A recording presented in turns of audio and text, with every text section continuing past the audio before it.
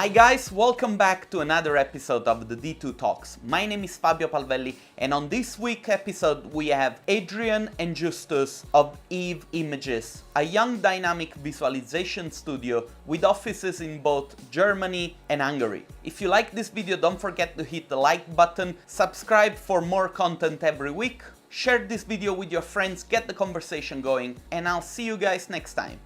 Guys, I'm starting the video now, the recording now, so there's no turning back. Oh, Thank you guys for being with us today.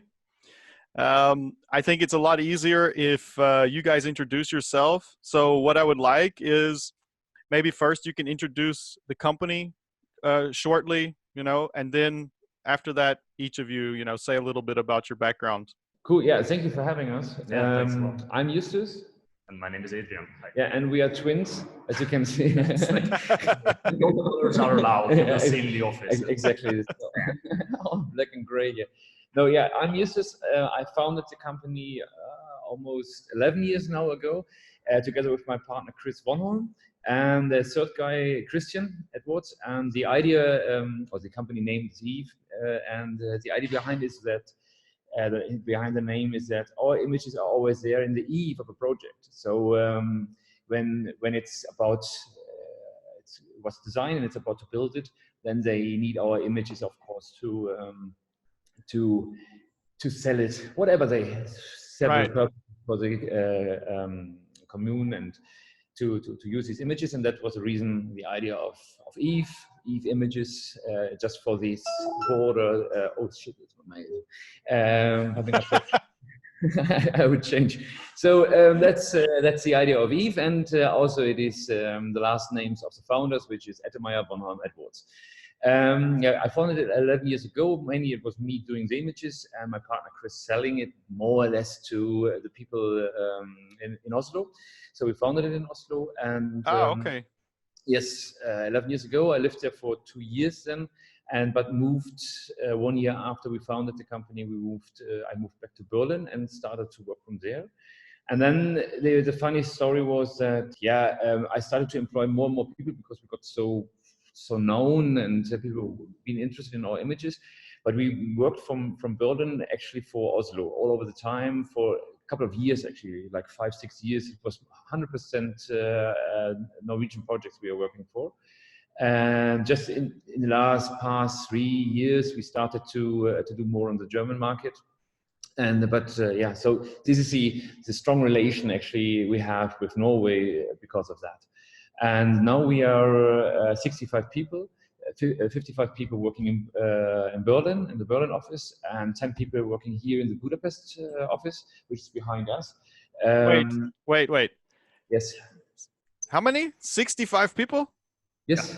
65. Wow. Okay. That's this is Shall I give you a tour? quite large. We're gonna have a tour in just a moment, but So we have a nice sunny day. So I'm just turning around here. And just over there, this is where our competitors, bricks. do you ever see people standing with binoculars in the windows, like trying to see into your office from the other office? They are welcome here to come. So we have so much space here. Here you can see us, and there that's the Berlin office, printer and server room. Yeah, it's so our server farm is actually in Berlin. So these are all the people. Hi. Every year we do a image of the year. So yeah, that's the poster for this year. And then conference room, which is fantastic acoustic. And then the kitchen, and back there the smoking area. So and here we've been sitting. Thank you. I'm stopping you because it's a little bit unusual in the archviz. Do you guys do just archviz? Yes. Yeah, nothing else. Do you do some? And we are not doing architectural competitions anymore. Okay, yeah, I understand. Yeah, We don't like architects. No, carefully with those comments and phrases. But no, we can. We'll edit. Yeah. Or competitors, bricks here in Budapest, which are just over the courtyard, which is really funny actually. They, for instance, they are really for architectural competitions. We like that. And I just found out for us it is a different way or different thing actually to do. And so we found out that we best work with developers and doing the real estate marketing images for apartment projects. That's mainly our work all about. Yeah. Okay, yeah, because that's interesting. The reason I brought it up was I don't hear that often of such big companies. I think the biggest one that I can think of is Binyan. They have like over 100 people. I don't know. They have a lot, really. It's one of the biggest ones. And Brick is what, 40, 50? I don't know. It's something like that as well. Yeah. But no, it's impressive. I actually did not realize it was so many people. But maybe you can go into a little bit about each of you. What's your background? Where you studied. You said a little bit about what you've done. That you found when you found it and everything. But maybe a little bit of background about each of you. I mean, I'm talking all the time, but just to make it short, I studied architecture a long time ago, and while studying, I found out that I'm really interested in graphic design and above all in 3D, because I used to be a carpenter before, and I really loved to be in the 3D space and think there. And so I just came into architectural office while studying. Why should I study? I have to turn that on. While studying, I started to do internships in architectural office, working there and doing mainly the 3D renderings. And at a certain point, I really decided to stop being an architect and just doing the visualizations. Mm-hmm. And then I just met Chris, and then we founded Eve. That's more or less my story. And now I'm the CEO, mainly doing Excel sheets and all this shit. Creative part of the It is job. a very creative part. No, it's not. I mean, it's really about more. It's like, how can we work together? And that's more or less my daily work, basically. Mm-hmm. Not 100% happy with it, but that's a different story. So, Adrian. And I'm Adrian. I'm originally from Hungary, and we are staying here in Budapest, actually. And I kind of have a similar background. I'm also an architect, and during my studies, I actually was trying to figure out what I want to do with my life. I want to work in architecture studio, or want to work in constructions, or whatever. And then I was always interested in graphic designs and Photoshop and any kind of softwares where I had the chance to study and get into them. And that's how I got familiar with 3D stuff. And during the end of my studies, I just figured out that, hey, this is actually a job that I can do, and it's not just something that I can do for fun. And I was like, okay, I want to develop my skills the best possible way. So I had the idea to join a bigger studio where I can really get in the knowledge. And then I thought I will just figure out what to do next. And I was applying to studios in Hungary, Budapest, but as I had no professional experience, I was rejected everywhere. So I started to look internationally, and that's how I bumped into Eve, where I was offered a nice internship. So I was like, yay! And I just took my backpack. It was right before Christmas, and then in January I moved there 5 years ago, and actually till summer of 2017 I was living there, working there for Eve. And then when we realized that we wanted to grow a bit more and we need more employees to fulfill the needs and the jobs, then we made the decision to open the studio in Budapest. So that way I had the chance to move back home, and also to And are you are you leading the studio in Budapest? Is that your role?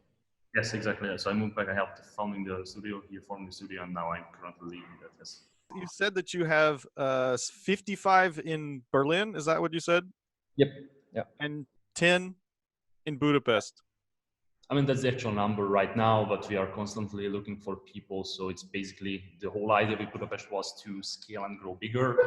Basically, the biggest deal is like to find new employees and employ new people. So. Yeah. That is actually also the one of the biggest tasks we have to do was always the question, how can we work with a bigger team?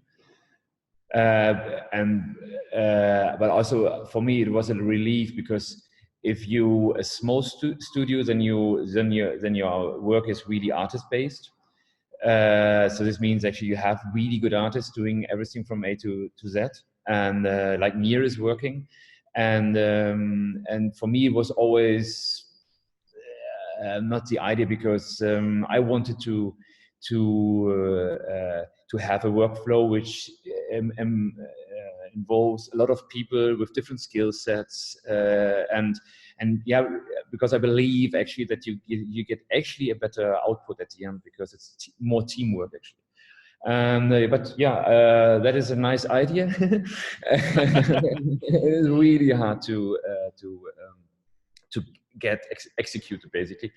But actually over the time we managed that. So actually our work is really constant, because we managed to produce it in a big team with several teams included, and that's really good. So we have actually a constant quality, which is then not based on a single artist. So if someone is sick, it doesn't mean that we can't produce good images anymore.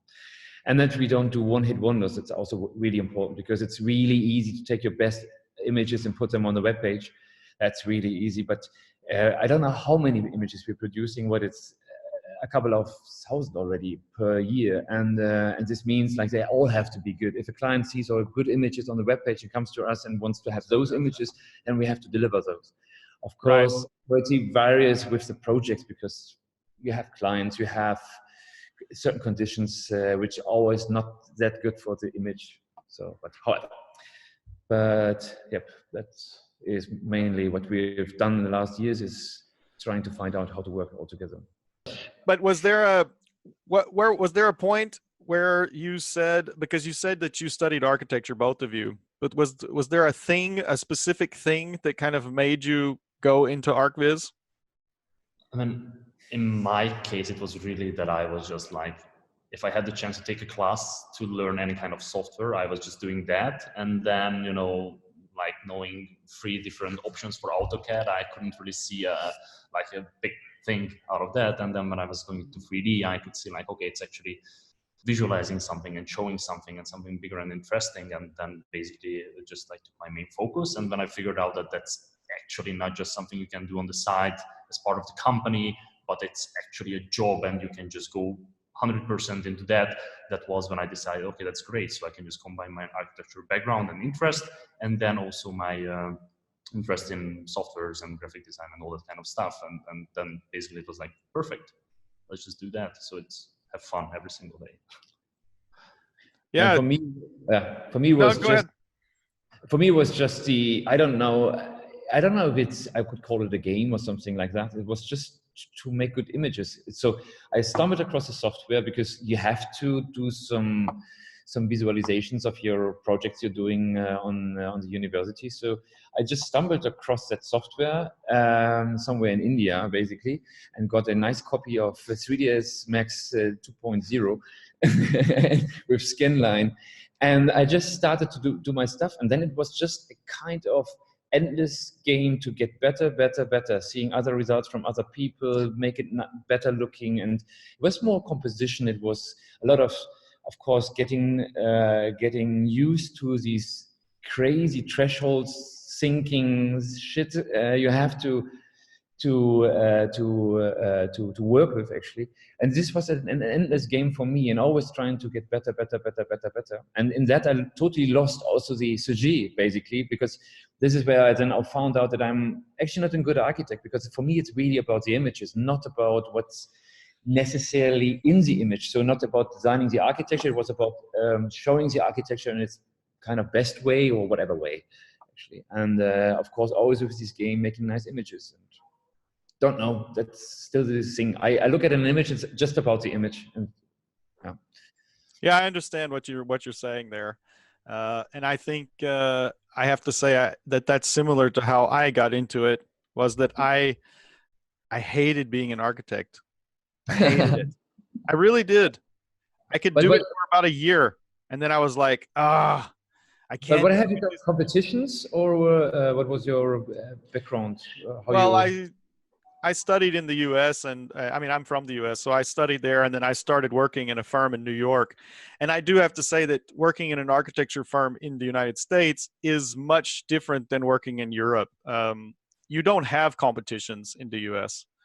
It's just not really common. Yeah. Everything is commissioned work. You know, it's mostly there. Of course, there are some competitive jobs for like public institution type stuff, and they have to do it as a a bidding process. But it's not like there are no open competitions. That just doesn't exist where you can just apply.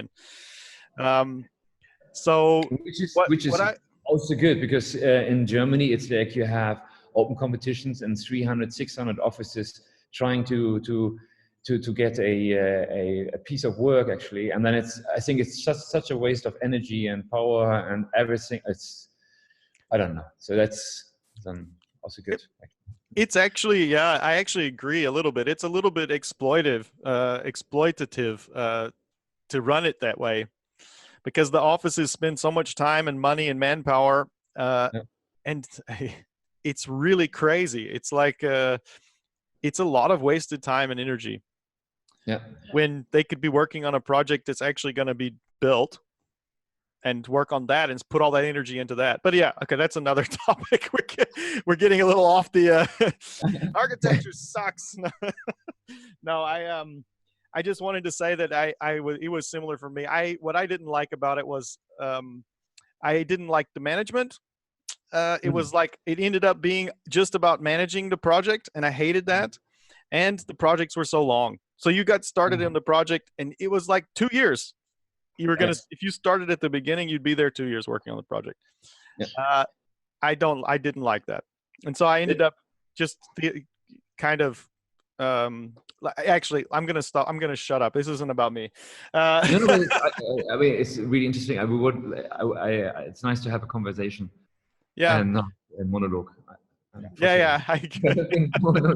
So, sorry, but it's the same. Yeah, with us also when it comes to clients, because what happens if you have a long project as an architect? Often now I hear that from my friends working in that field, that they have not arguments. Actually, they wind up in court with their projects, and then if you have to work 2-3 years on a project, and of course, you have a client relation, which may got worse, but you have, of course, clients who want to have it that way and blah, blah. And often it's if you have to live from that, that's hard. Here is one stupid project. It's done in a couple of weeks, days, or whatever, and then the next one comes. And if it's a not as nice client, then you won't work with him again. But if they are a nice client, then it's also nice, and you're just looking forward to have another project with him. So yeah, I really like also our field, that we have a lot of short projects, and that's good. Yeah. I would like to ask as well, is there something, I mean, after being surprised that you guys had so many people, I'm sorry I didn't know that. I didn't realize it was so big. But is there something that you think that your company makes your company different? That you can do something that other people can't do? I think it's basically really, as we said, be focused on the real estate side of the business a bit more, and then really having this effort to work as a team. I think that gives us these opportunities that we can really deliver. We don't depend on just single skills of a certain person, but we really focus on teamwork. We have the processes built up like that, and teams work together on projects, so that way we really can create and have the same kind of quality in our images. And as we discussed before, doing so many images, clients come to us, they expect something certain level, and I think that we can deliver on that, and it's not depending on what time of the year it is, or if a certain artist is on holidays. I think that's kind of like a main point of that. Yeah. Or on the other side, I mean, it's I seldomly look at what others do and compare us, because for me it was always that, like I've said before, I was just trying to do the best images, and usually it is your own what is the fucking word for that? Your own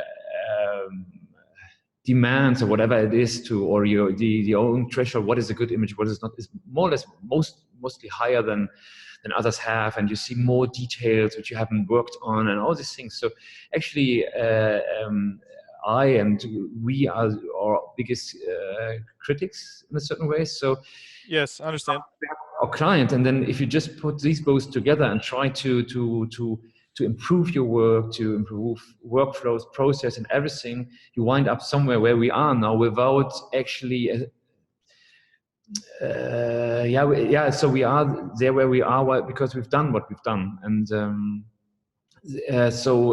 to compare us, it's difficult because I don't know how others work. We know we had Tamas from Mir. He was at a small workshop with us. We had the chance that he had fun to come to us and just talking about how he worked in Mir and he's working, and we showed him how we work. Found out that we were totally different and absolutely not. It doesn't would work together. It's really interesting, but it's the only thing I know, for instance. And I just see other work. Often I agree, sometimes I disagree, sometimes I like, sometimes I really don't like, because it's just different opinions and blah blah. And so I think it is up to others to show to say what we are, where we are in that field. So yeah, I understand what you mean, but I guess also I kind of meant something that would give you an advantage, a competitive advantage. It sounds like the organization is one of those things, like the way that you've organized it. Can you talk about that just briefly, how you guys organize the office? Because it sounds like you have it set up with to be efficient. One thing, I get back on the question. When you, what makes us special? I just recently had a office presentation and was thinking a little bit about this theme. And then besides the images we're doing, what you can see is that we do a lot of coding, a lot of work in the back. And one of the biggest things we've developed in the last 1 or 2 years is something called Lumiere. It is actually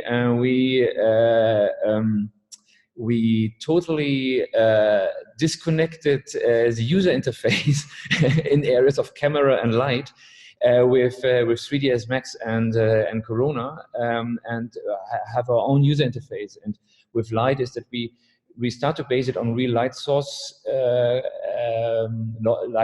which means in power and in color. So when artists set up a light here, it's really, if a candlelight is based on real values, for instance, and you have a menu.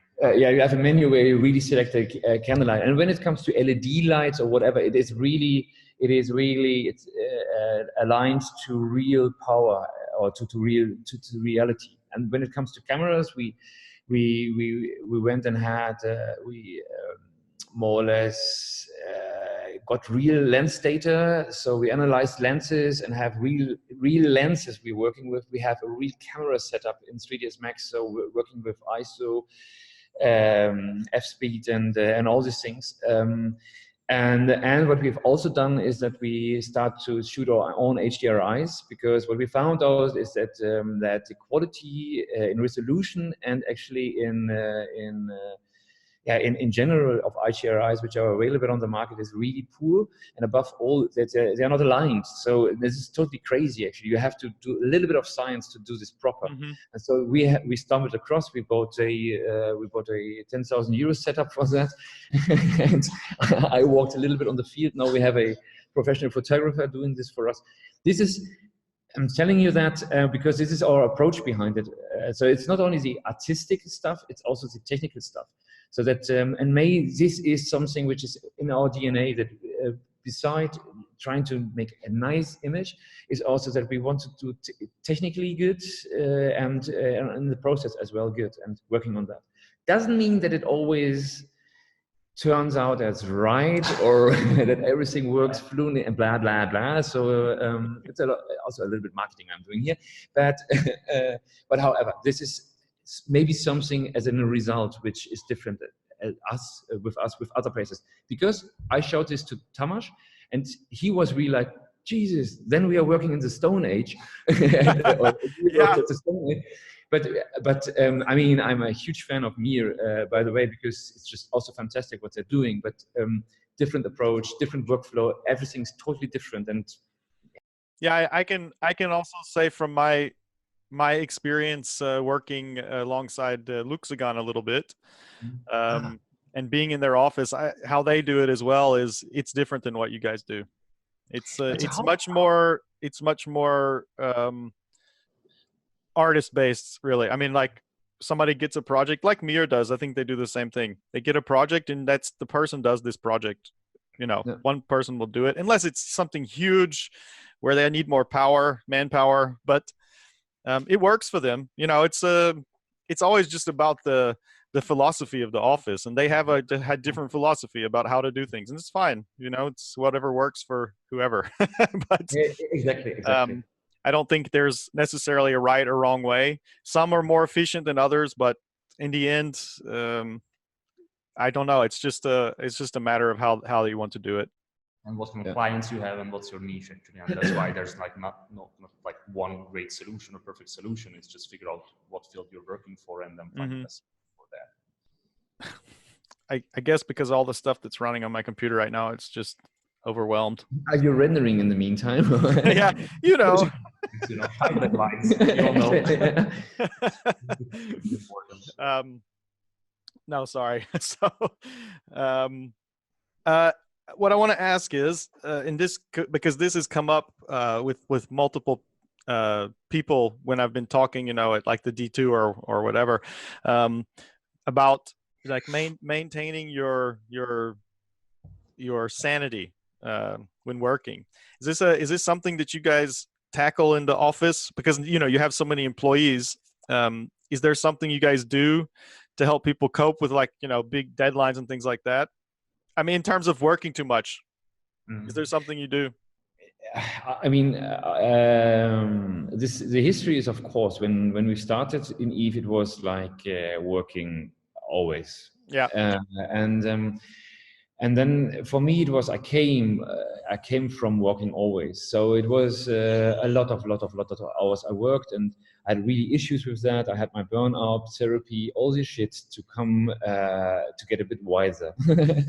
So that's also my past, and it's also important actually to at one stage say that.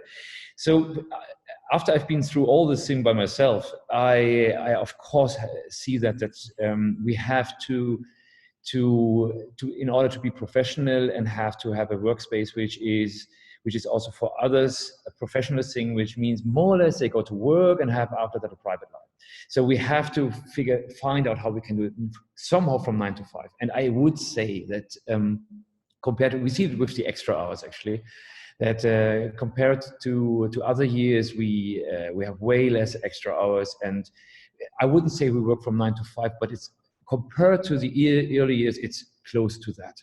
And of course, this is really, really important for me to, because we know the people getting in the age where they have they have kids, they're marrying and all these things. So because they started all young in Eve, and now they are there for a couple of years, and they're getting in this age, and of course they need the time to at home, for instance. So I think, yeah, we do that, but it is unfortunately we are doing project work.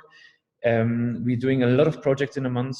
A lot of our clients have problems with keeping up with deadlines. It's not their fault. It's because they again are in a bigger thing where they also get pushed in with their deadlines. It's had something with building permissions, marketing starts, which need to be because they need to sell certain things up to a certain moment and all these things. So they have all pressures, and we are just in it and have to deal with a lot of deadlines actually.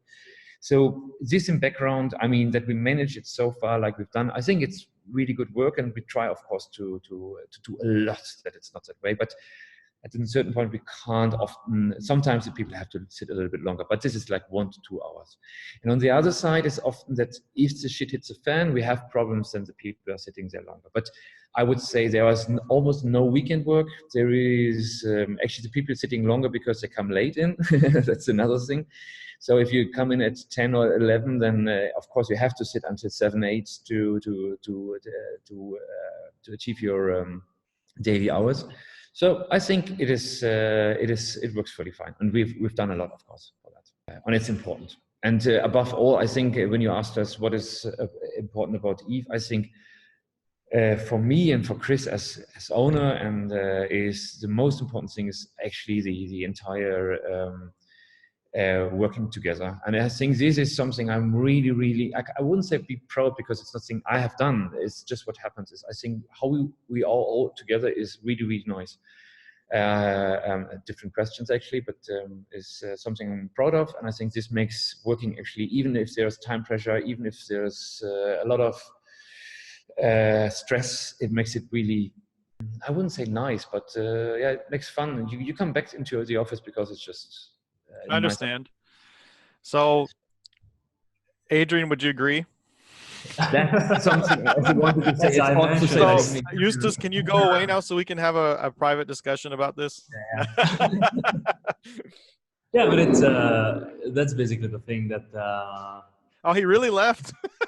Yeah, we really left picking up coffee and stuff like that. So having an open office, it's fine.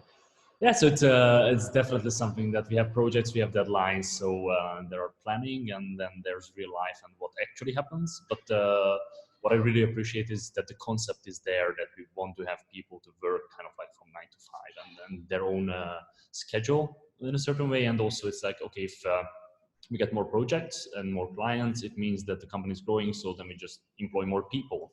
And that's kind of the concept, and not like, okay, how we can squeeze as much as possible out of the employees. So okay, yeah. So I guess that basically answers my question, because I was just curious that you guys are aware of that, and you try to make sure that people are, you know, happy in their life and not being pressured for too much, you know.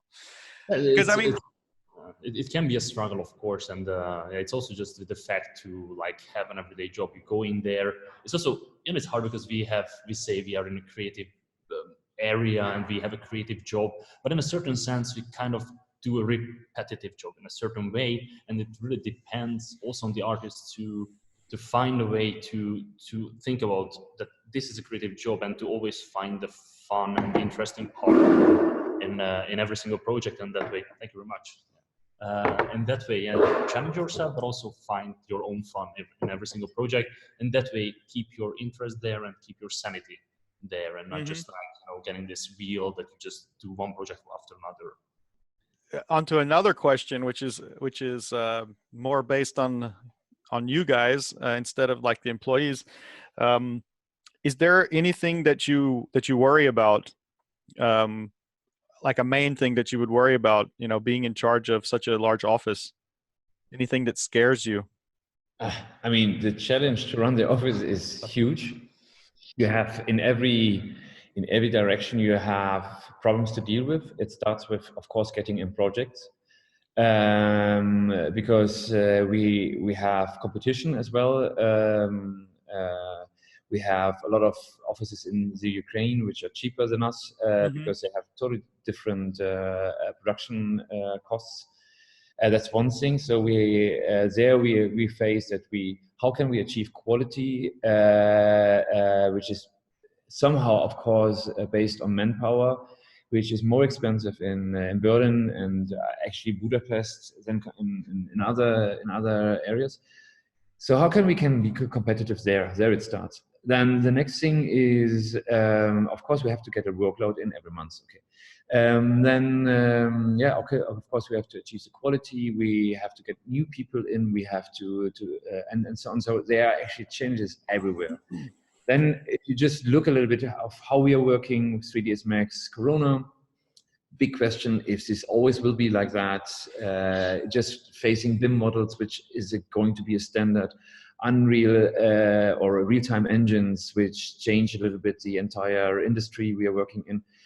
So there's actually a lot everywhere, and if it's not that, then that's crazy mail with that Word document. Someone wanted to open that Word document, and suddenly you have huge technical issues because someone is blah blah. So whatever, they are everywhere. The challenges, but this is part of the business, and I mean at the end it makes fun because we're solving it all together and.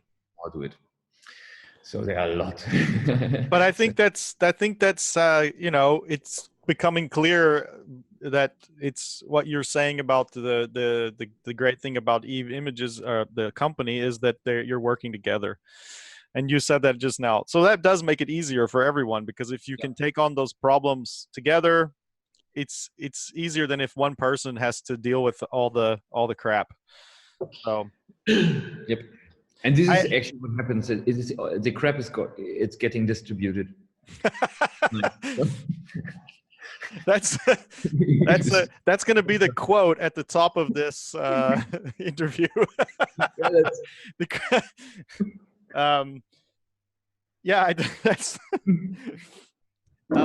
But I think actually it's an interesting topic generally, though. The competition, because in Austria it's a similar problem. It's extremely difficult to even have a studio in Austria, because nobody will pay for especially architects, developers. There's not like this high-end development in Austria like you would have in other big cities. There may be 1-2 projects a year that are what you would consider high-end, right? So so you don't have this need for, or there's nobody that's going to pay these high fees for images. Yeah. And I actually, I have this conversation with Fabio a lot. He has his own opinions about it, but I mean, I just wonder what the end game is. Do we have to move? Is everyone going to have to move to countries where it's cheaper to produce? Is it going to be that you'll have to have a smaller team in a place where it's much more expensive that the costs are more expensive to run the studio? I mean, what do you guys see in this area? Do you see do you have pressure from clients to bring prices down?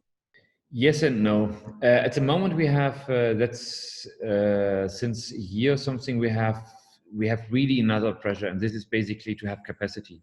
So this means actually we can grow at the moment, which is difficult because it's not easy. It's easier to get jobs than to get more people, or have them implemented or included in the office, in the workflow, or whatever. So that's actually one issue. But of course, we have several clients which or several company or whatever, people coming to us asking us for projects, for images, and then we send them our quotes, and then they say it's too expensive. Mm-hmm. But I mean, at the moment it's still that we have a certain quality, we have a certain service. That's also important because we are able to manage huge workload actually. So we have one client who comes with, or bigger clients come with 20 to 50 images for one project. And you have to be able to produce that while you have, of course, other clients coming up. So that's also all reasons for us. And compared to a smaller office and then you're again there. If someone is sick in a 5-person office, then 25% of the office is sick. If another person gets sick, then almost the entire half office is gone. Then, and if those people actually being your best people, then you're totally screwed.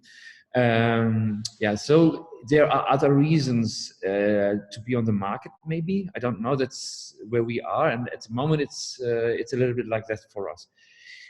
We have a huge mixture of jobs. So on the one hand side, we have, of course, we do some luxury projects, but it's not all.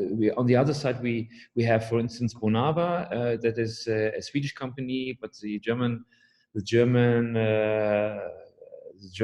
department or whatever, they're doing all the projects in entire Germany with us, which means 30 to 60 projects, I think, in a year, and we have a really low-cost deal with them. So what kind of projects are those? These are residential, of course, and it's like small houses, these kind of townhouses, Reihenhäuser, Reckehus, row houses, yeah. Yeah, exactly. Those kind of projects, but also they have bigger blocks and something like that. So this projects, it's 1-2 exterior images per project, maybe an aerial on top, and then 1-2 interior images.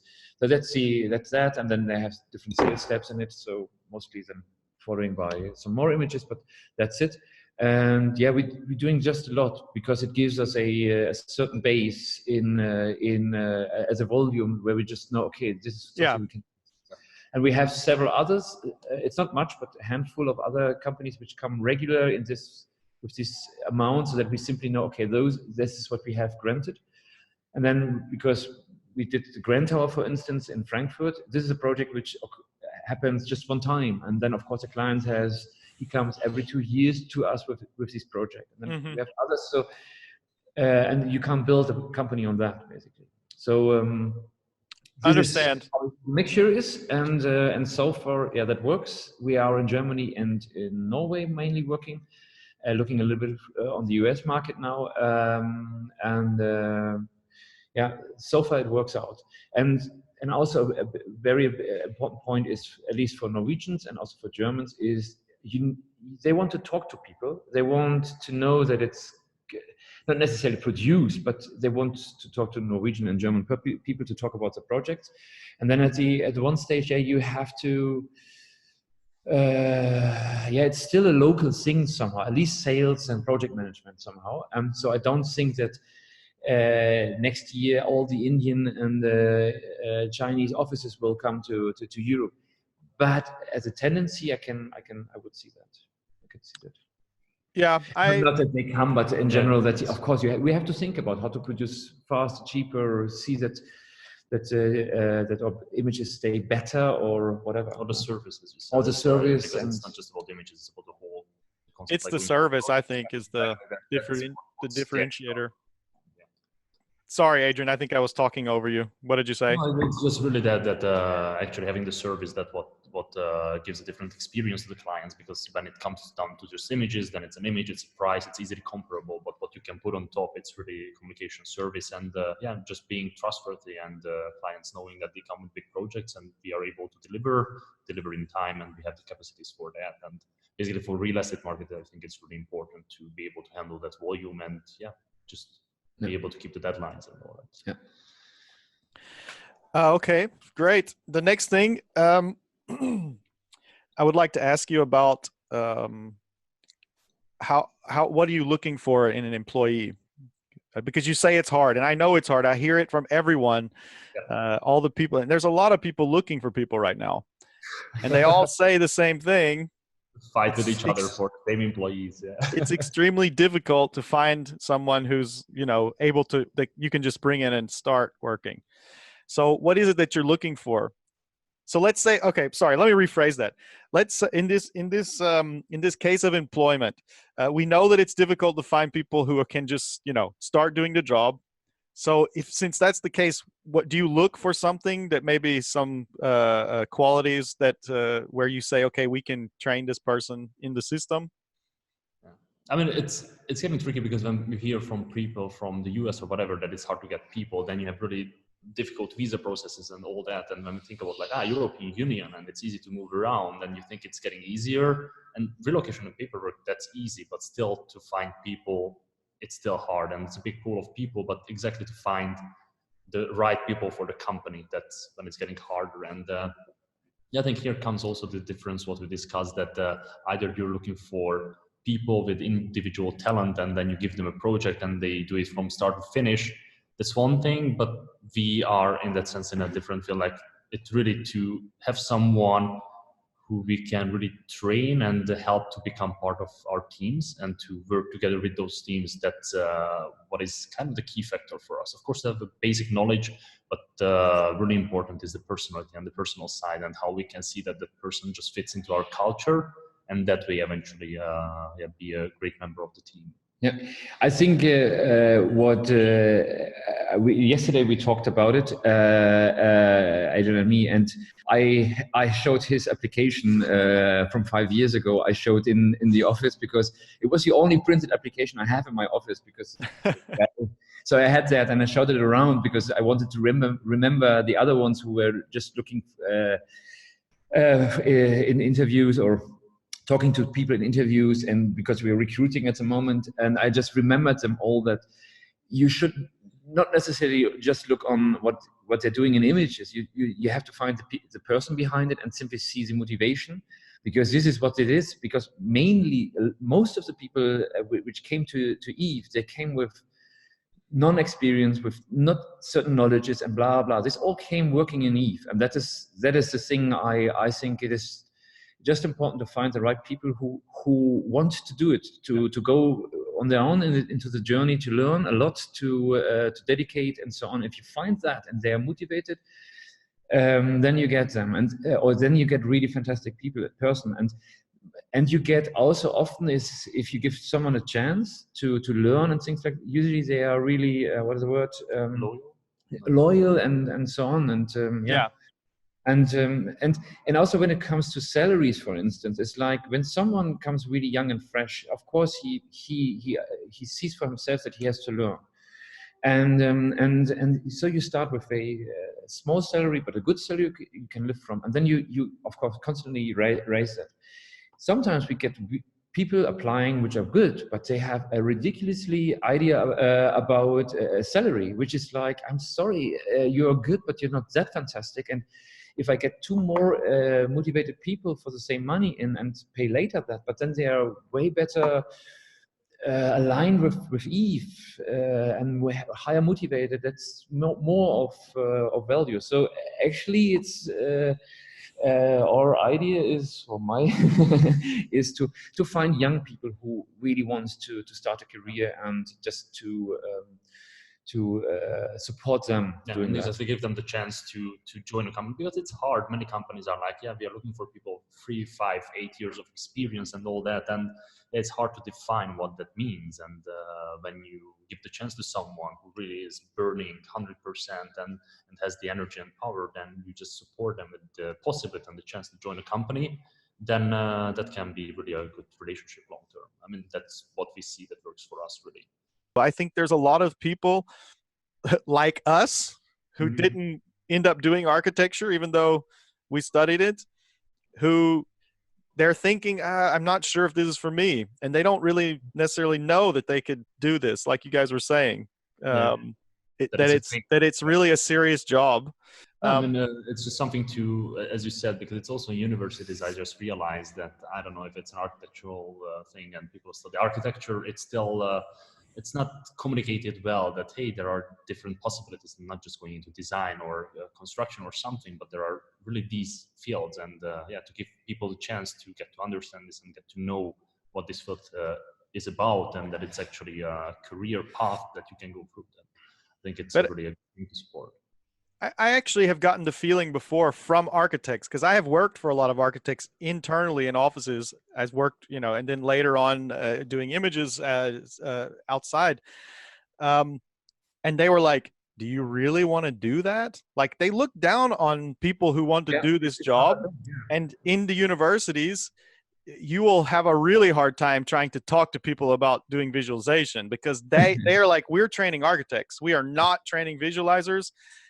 It's fine if they know how to make some images. That's okay, but only to support the architectural, study. And I think it's a difficult situation to get into students who are studying architecture who might want to do something else. For me, it was the same thing, actually. I always had to feel that being an architecture visualization, blah, blah, blah, an image maker is nothing of worth and it's not a job, not a career. But it was actually a wallpaper, the magazine Wallpaper, they had an issue about, I think it was 40 influenced or designer or something which are influencing under 40. And under these was Matthew Bannister, the founder of Depop. And I read that, and when I read that, this was actually the reason why I decided to say, okay, if he gets into the wallpaper with being a 3D guy, okay, let's do that. This was really the reason for me. I still have that magazine because that was for me really the reason to say, okay, skip the architecture, go for images. So thanks to Wallpaper. Thanks to Wallpaper and Matthew Bannister. Yeah, exactly. We're going to talk to him as well in the near future. He has a really great story about how he first got jobs. It's I read it somewhere. But anyway, no, it's funny. I was wanting to wrap up just now, but what you just said made me think of something else. We as archviz people, we're like on the fringe somehow of the 3D industry. I almost feel like sometimes because what we're doing, the majority of like the 3D industry is really creating fake stuff. Like that's like what they do. Film industry, advertising, motion graphic stuff. It's not real, right?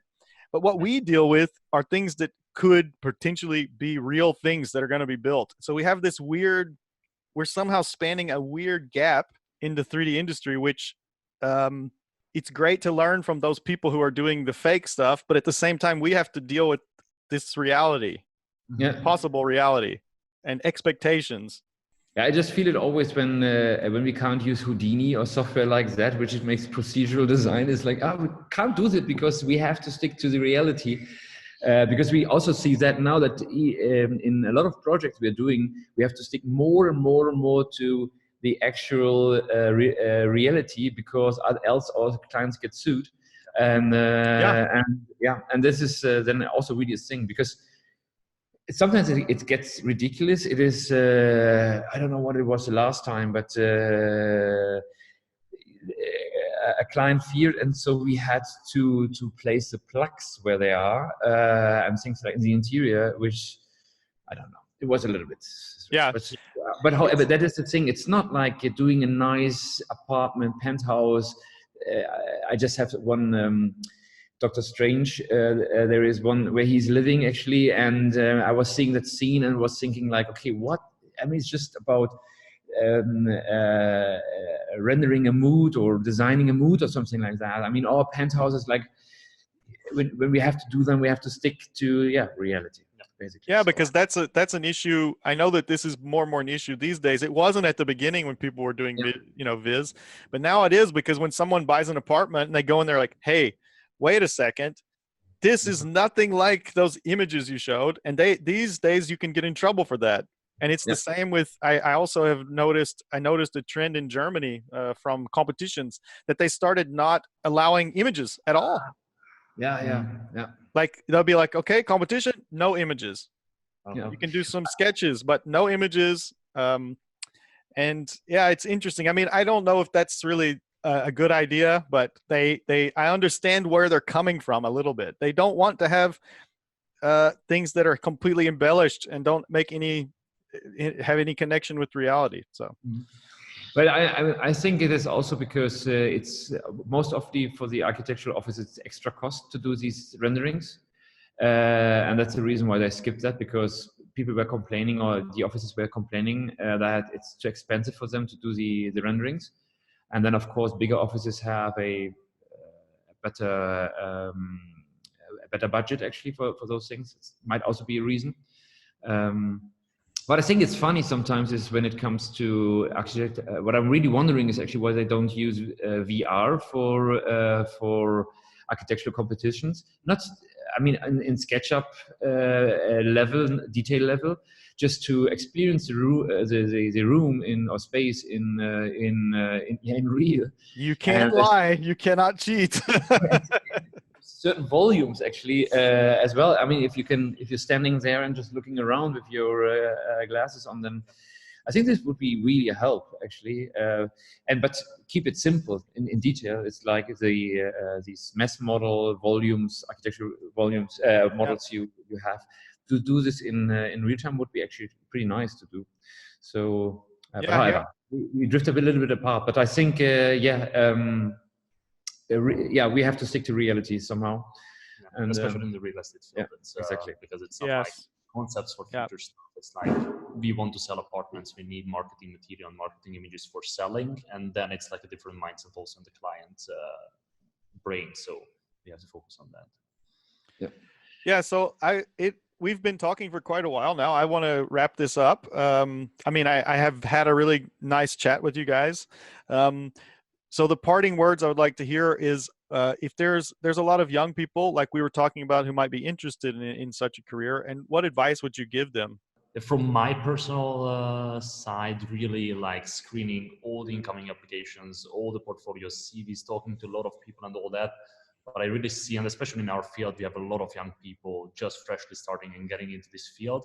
I think easy word for that is patience. It's like they many times just want everything immediately and not building up a longer term path and go for them. Like, I'm here and I want to achieve something like that and what I need to do for that. And then they should just find the right companies who provide them the possibility to grow and learn, but it takes time. And that's, I think, an important thing that they just focus on that.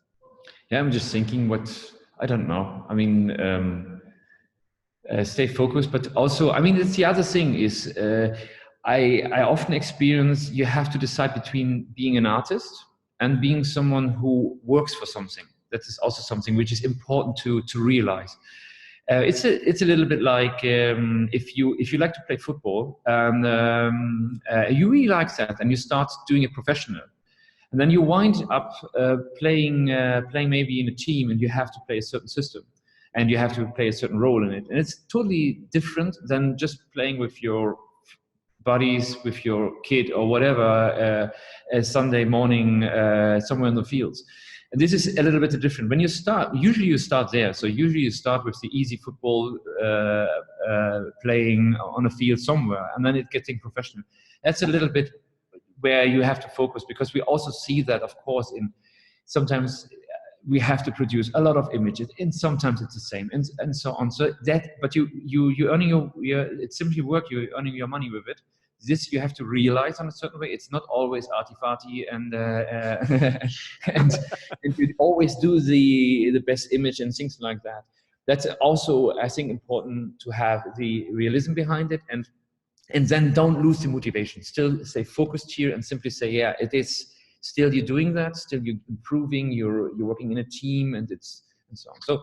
Yeah, I think maybe that's also important to focus and to have a real idea about what's happening in a professional life as a 3D guy. Did it actually, was it an answer to the question? Yes, I think it was. Okay, good. Yeah. Guys, really, thank you so much for taking the time to chat. And also, yeah, let me say thanks for you guys for actually taking care of our industry, so to say. I think it's like really amazing what you guys do, and thanks for D2 as well, and for these talks as well, because I think it really gives a lot of great insights for people like being in that industry or just being interested in the industry. We really appreciate that. Thank you. We really try to put all of our energy into the community and into bringing everybody together. That's our main focus. So really appreciate that. But guys, thanks again. Have a great day. Thank you for having us. Thanks a lot. Have a great day then. Bye-bye. Ciao.